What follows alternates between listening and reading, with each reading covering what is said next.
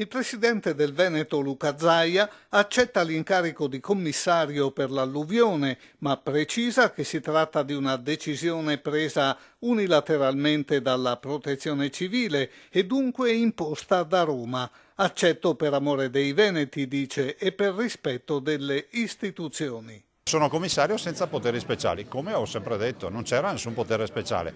Questo evita di star lì a sentire presi in giro i cittadini, magari da qualcuno che va a dire ma andate da Zaia perché i poteri speciali non ce li ho. Non sarò io come commissario, precisa, a fare i bacini d'espansione che la Regione realizzerà invece a prescindere dal mio nuovo incarico.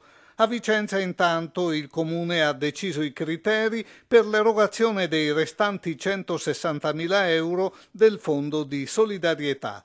118.750 andranno ai privati che hanno avuto danneggiati auto o immobili non destinati a prima abitazione. 42.000 euro saranno devoluti ai cittadini colpiti da entrambe le alluvioni del 2010 e del 2012. La commissione istituita a livello consiliare, maggioranza e opposizione, ha deciso per chiudere il quadro di dare un contributo intanto agli alluvionati 2012 che erano stati alluvionati anche nel 2010.